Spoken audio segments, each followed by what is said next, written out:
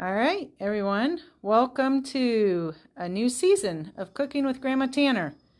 So welcome back, everyone. We are excited to be open for our 78th year. And Grandma Tanner is here and ready to rock and roll.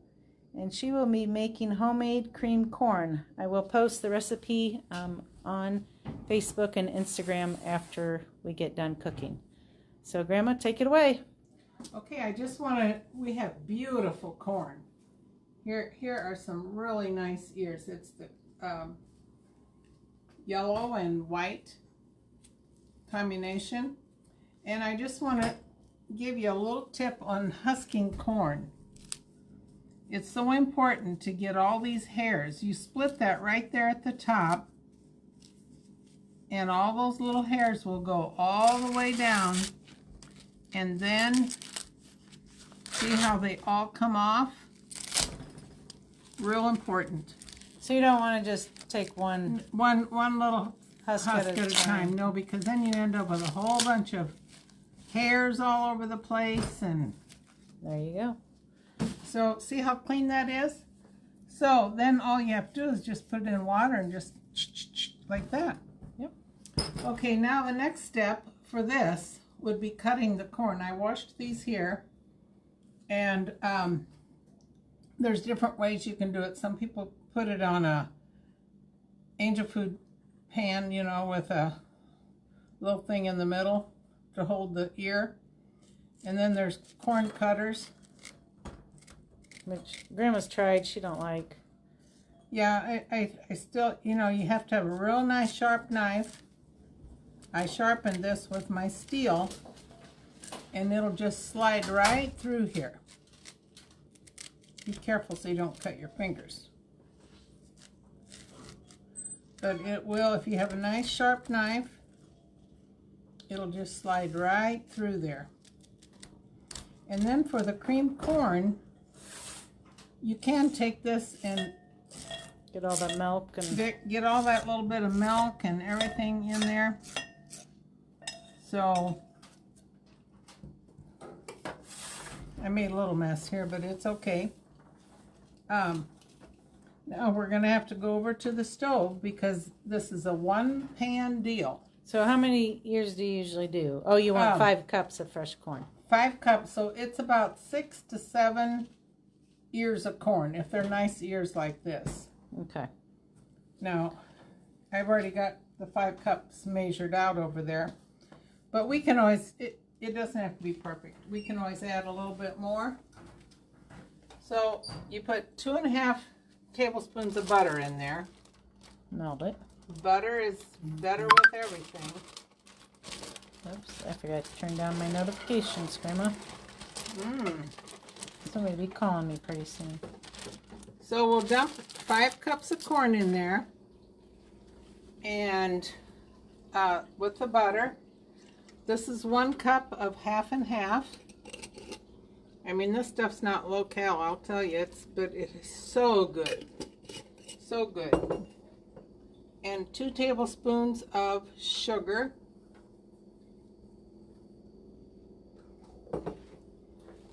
1 teaspoon of salt. That looks like a tablespoon there. It's a teaspoon. That's a tablespoon, ain't it? Mm-mm. You sure? It's a teaspoon. Let me see that. I got my reading glasses on. And then an eighth of a teaspoon of black pepper. I need another pair of glasses. Oh. I think this is a tablespoon. Oh no, I guess it does look. I don't know. So you just keep stirring this. I turned the heat up a little bit, and stir this until it kind of cooks that corn a little bit. Now this recipe, you can make it like the day before if you're going to take it to a picnic. You can, I have not tried to freeze it, but I don't know about freezing. Yeah, with the milk. With the milk, I don't know. I think I would just And we do give out recipes on freezing corn, which is, we cut it off raw and then cook it with a little salt, sugar, and water, and then cool it. Yeah, we're going to be doing that next week. Next week we are. The family all gets together and we do a whole bunch of corn. So you cook this until it should come here to a boil a little bit. Just boil it a little bit. You don't want to overcook. But all this seasoning in here really makes it good. Now if you want it, you can put a little more butter and you can put a little more cream in there.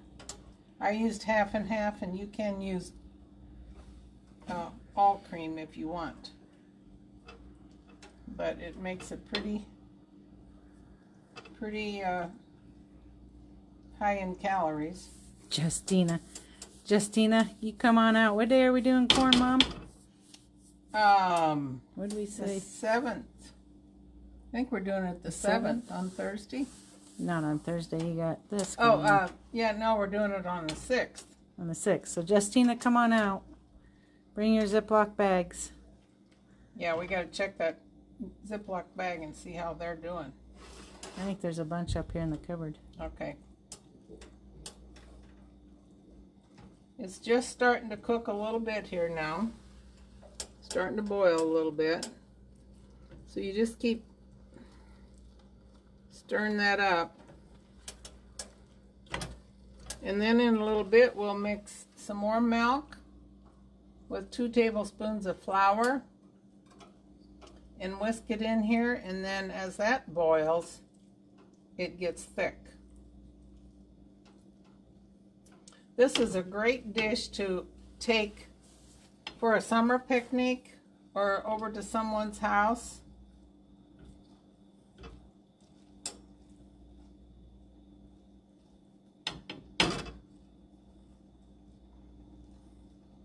Probably the longest time is cutting off the corn. So I don't know if you guys know it. Grandma's birthday is August 13th. And everybody's invited out to the orchard at 3 o'clock. We'll have cupcakes, sing happy birthday, and have cupcakes. She has said she's going to be here. I hope to be here. Lord willing, I'll be here. Yes, Angie, we still have sweet corn. They picked some earlier this week, and then in about a week we'll be picking more. So it's 13 ears for $6 right now. Sometime when we get a big bunch of it in there, we have buy 13, get 13, but we don't have that because we're not sure about when the second planting is going to come on right now. So it's getting little. Are you just cooking it down? Yeah, you just you want to just cook the corn a little bit. Okay, now I take this. Yeah, you keep doing it. I'll keep stirring. Pour 2 tablespoons of flour and a half a cup of milk. You can use whole milk. Whisk that all together real good. You always want to put flour in something cold because if you put it in hot, it gets lumpy. That's why your gravies are lumpy. Yep, that's why sometimes you get lumpy gravy. So you want to put it in a little bit of water or milk or something. Cold milk.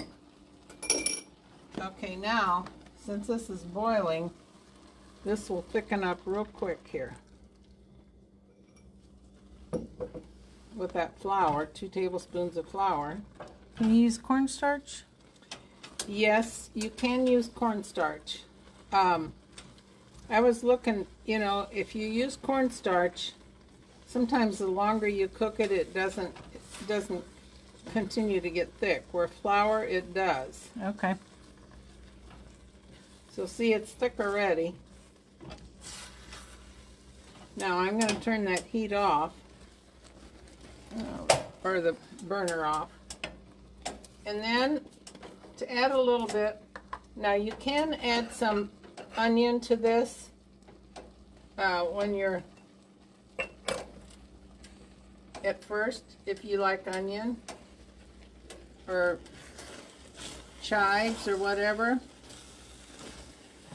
But I am going to add 1/4 of a cup of Parmesan cheese. Now I just used I just used Parmesan cheese that I bought. But you can grate your own, which really makes it good. Kind of like the street corn a little bit. Yeah, it's really good.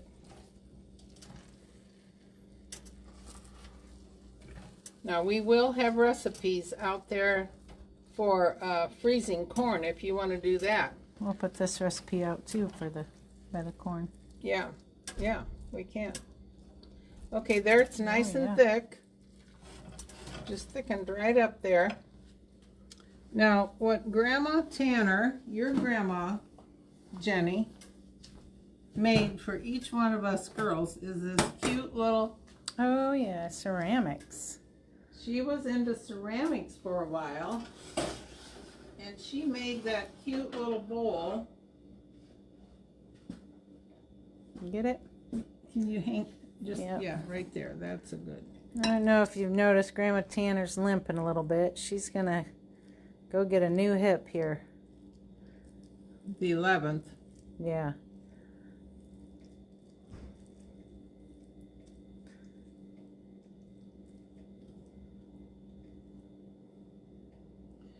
So 5 cups just fills that little bowl right up. You got that? Mm-hmm. Oh yeah. That Now looks really good. I'm going to put parsley on top of this one.